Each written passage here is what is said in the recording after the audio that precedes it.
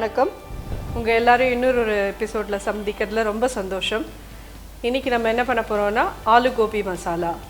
இதுக்கு தேவையானது என்னென்னா காலிஃப்ளவர், உருளைக்கிழங்கு, பட்டை, பே லீஃப், மிளகாப்பொடி, தக்காளி பியூரி, உப்பு, தயிர். நான் கொஞ்சமாக கேப்சிகம் ஆட் பண்ணுவேன் ஒரு ஸ்மெல்கோசரம், நல்லாயிருக்கும் அது. தனியா பொடி, வெங்காயம் உங்களுக்கு க்ளோஸ்அப்பில் காமிச்சேன். அந்த வெங்காயம், பூண்டு, இஞ்சி அதை அரைச்சி பேஸ்ட் ஆக்கி வச்சுருக்கேன். மஞ்சப்பொடி அண்ட் கசூரி மேத்தி, இவ்வளோதான் அதுக்கு தேவையானது. நம்ம இதை பண்ண ஆரம்பிக்கலாமா? காலிஃப்ளவரில் முன்னாடியே கொதிக்கிற வெந்நீரை விட்டு உப்பும் மஞ்சப்பொடியும் போட்டு ஒரு 5-10 மினிட்ஸ் வச்சுட்டு அதுக்கப்புறம் ஹாஃப் பாயில் பண்ணி எடுத்து வச்சுருக்கேன். இப்போ எல்லாத்தையும் சேர்த்து ஒன்றா பண்ணலாம். இருக்கும் எண்ணெய் விடுறேன். ஒரு 5-6 ஸ்பூன் வரைக்கும் விடலாம். அரை ஸ்பூன் கிட்டக்க ஜீரகம் போடுறேன்.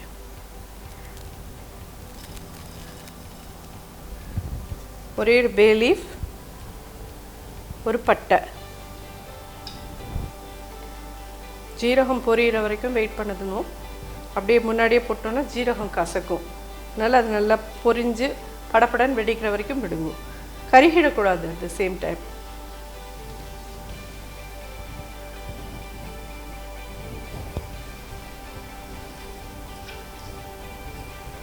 ஜீரகம் பொரிஞ்செடுத்து அரைச்ச இந்த விழுதை இதில் ஆட் பண்ணுறோம்.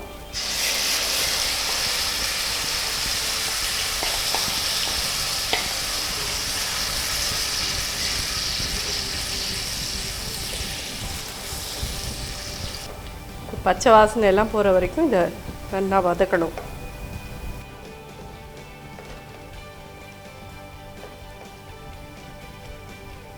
இதில் நம்ம ஜீரகம் தாளித்து கொட்டிருக்கிறதுனால இதுக்கு ஜீரா பொடி போடணுன்னு அவசியம் இல்லை.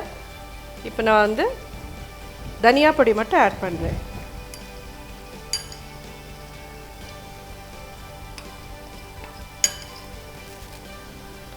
ரெண்டு ஸ்பூன் கிட்ட தனியா பொடி ஆட் பண்ணியிருக்கேன். மஞ்சப்பொடி, காரம் உங்களுக்கு எவ்வளோ தேவையோ அவ்வளோ ஆட் பண்ணிக்கோங்க. நான் ஒரு 3/4 ஸ்பூன் கிட்ட போடுறேன். இந்த ஸ்டேஜில் கொஞ்சமாக நம்ம ஒரு சின்ன கைப்பிடி அளவு தான், இவ்வளோ தான் குடமிளகா ஆட் பண்ணுறேன். இதில் இது ஒரு வாசனை கொடுக்கும்.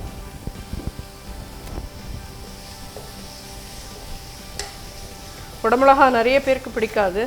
இப்படி இந்த மாதிரி சப்ஜியில் போட்டால் கண்டிப்பாக அவங்க சாப்பிட்டு தானே ஆகணும். இப்போ இதில் தக்காளி பியூரி 1/2 கப் எடுத்திருக்கேன், அதை ஆட் பண்ணுறேன்.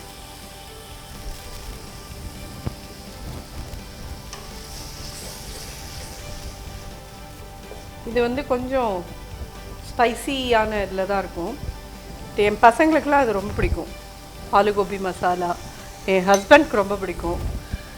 அதனால் நாங்கள் ஃப்ரீக்வெண்ட்லி முன்னாடிலாம் பண்ணிகிட்டு இருந்தோம். இப்போ பண்ணுறதில்ல. அதை ஹானஸ்ட்டாக ஒத்துக்கிறேன் நானே. இதில் இப்போ ஃபைனலாக ஒரு 1/2 கப் தயிர் ஆட் பண்ணுறேன். புளிக்காத கெட்டியாக இருக்கிற தயிர். ஏன் தக்காளியும் பியூரியும் ஆட் பண்ணி தயிரும் ஆட் பண்ணுறோன்னு கேட்டிங்கன்னா, இது ஒரு க்ரீமி ஸ்ட்ரக்சர் கொடுக்கும். அதுக்கு தான்.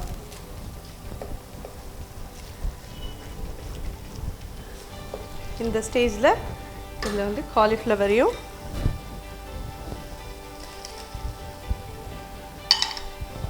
பொட்டேட்டோ,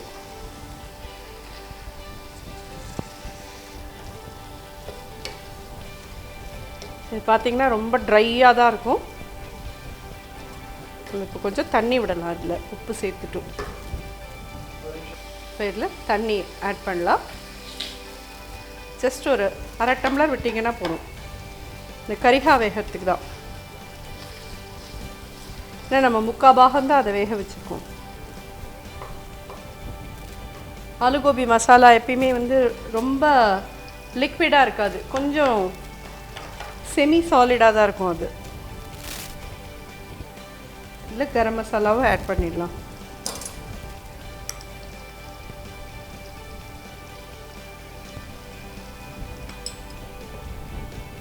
இதை மூடி வச்சு ஒரு 10 minutes கொதிக்க விடலாம்.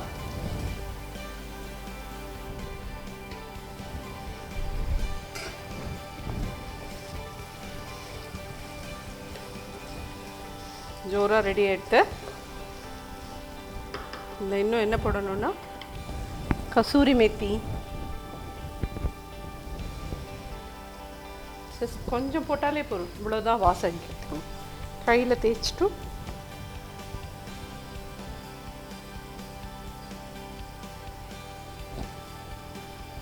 கொத்தமல்லி, ஃபைனல் எனக்கு பிடிச்ச சுகர், ஒரு 1/4 ஸ்பூன் சுகர் போடுறேன்.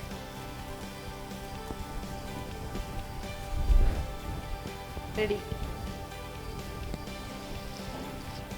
இது ஃபஸ்ட் கிளாஸாக ரெடி ஆகிடுது. எல்லோரும் இதை சாப்பிட்டு பார்த்துட்டு எப்படி இருக்குன்னு எனக்கு கமெண்ட் பண்ணுங்க.